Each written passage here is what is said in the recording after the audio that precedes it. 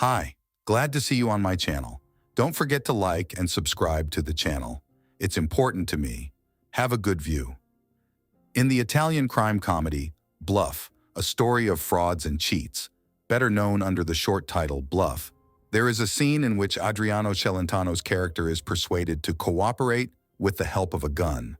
After a clarifying question, "Is this the same gun that bullets blow your head apart?" Felix instantly agrees to the proposed conditions. The fears of Celentano's hero are quite appropriate. When shot at point-blank range, a powerful army pistol may not blow his head off, but the card cheat could safely consider his chances of survival as close to zero. And the 9s23mm Steyr cartridge, though smaller than Felix was pointing with his fingers, was still big enough. The creator of this pistol is sometimes erroneously referred to as the Czech designer Karl Krnka, but in fact it was a bit more complicated. After the death of his partner Roth in 1909, Krnka moved to Hürtenberger Patronen Zündhütchen and Metallwarenfabrik AG, and worked there until he moved to Czechoslovakia in 1922. The relations of Österreichische Waffenfabriksgesellschaft in Steyr, Austria, with Karl's first and second employer were, diplomatically speaking, somewhat strained, and the fact that OWG had to produce the Roth-Steyr M1907 pistol, 8mm Repetierpistole M7, developed by Krnka and his partner, did not put the Steyr company in a good mood.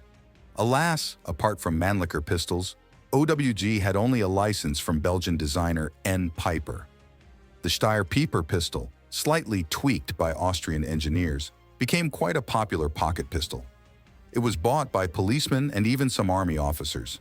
However, Steyr realized that the 635 15 mm 25 ACP and 7.65 17 mm 32 ACP ammunition was unlikely to become a regular army weapon.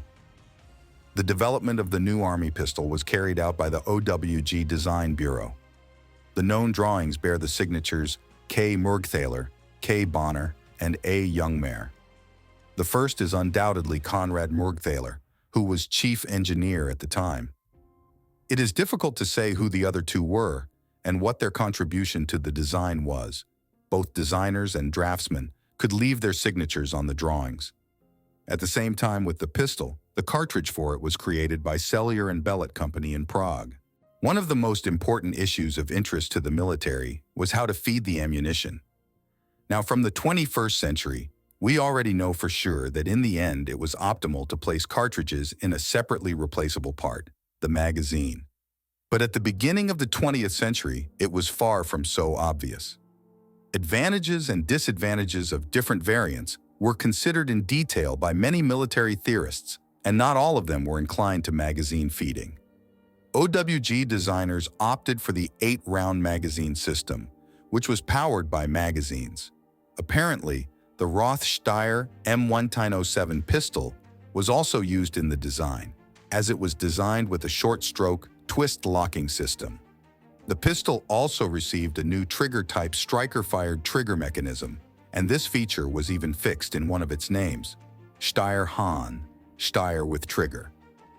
It should be noted that the Austrians themselves, as can be seen from the signatures on the drawings, called the trigger hammer, not Hahn, as the Germans did. Interestingly, the early models of the gun, at least some of them, were designed in the spirit of the then popular carbine pistol concepts. The version with detachable buttstock had adjustable notched rear sight up to 1,800 paces, Schritt, about 1,350 meters. However, this optimism did not extend beyond the prototypes, although the possibility to attach the stock was retained in early prototypes. Production of the pistol began in 1911. Initially, it was sold as Model 1911. The first major customer was Chileans, who requested 5,000 units for their army. The next were the Romanians. The Austrian army also showed interest in the pistol, but the 9mm Selbstlade Pistole M12 was initially adopted by the Landwehr. Large-scale purchases for the army began already during the First World War. In total, about 300,000 pistols were ordered. Finally, another customer was the Army of Bavaria. When this kingdom became part of the United German Empire, The Bavarians bargained for considerable autonomy, including their own army. In 1916, Bavaria, finding a shortage of parabellums, ordered 10,000 Steyerhahn pistols from the OWG, only in the more familiar 9x19 mm caliber.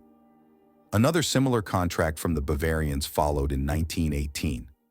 The next order for a pistol in this caliber was received in 1938. After the annexation of Austria by the Reich, the Germans ordered 60,000 9mm PY-12O pistols, which were used until the end of World War II. In general, as the memories of the pistol's users in the two world wars and the impressions of its current happy owners confirm, the Austrian designers really succeeded in developing a reliable and easy-to-use weapon. Of course, speaking about the M1912, one cannot but remember about two modifications of this pistol. Doppelpistole, i.e., double pistol, most likely made under the impression of Italian Villar Perosa, remained an experimental model. However, the conversion of the Steyr M12 into the M12 Patron 16 submachine gun, developed under the direction of Major Franz Fuchs, was much more successful. The first trial batch of 50 pistols, with 8-round magazines, was delivered to the Major's battalion in February 1916. According to the results of the tests, the weapon was recognized as successful and necessary, but with one serious remark. For the rate of fire of 800 rounds per minute, 8 cartridges were obviously not enough. Therefore, the production submachine guns received an extended magazine for 16 rounds. The number of rounds, not the year of manufacture, is reflected in the name of this model. This was a slight improvement, but on the other hand, loading a permanent magazine became a much more cumbersome and complicated process. The initial order was for 5,000 units, but the exact number produced is unknown. According to the end of the war, about 10,000 units were produced. However, the serial numbers on the few surviving examples do not suggest that more than 1,000 were made. It is possible that the Steyr M12 was the basis for another, potentially much more successful modification. The Canadian War Museum has a copy of an Austrian submachine gun from the First World War. Its design has obvious similarity with the Steyr M12. Even the clip loading with 9.23mm cartridges is preserved. According to R. Wilson, the Austrians plan to start mass production of submachine guns in Steyr at the end of 1918, but World War I ended earlier. Thank you for watching the video to the end. Forget to put a like and subscribe to the channel. It's important to me. See you soon.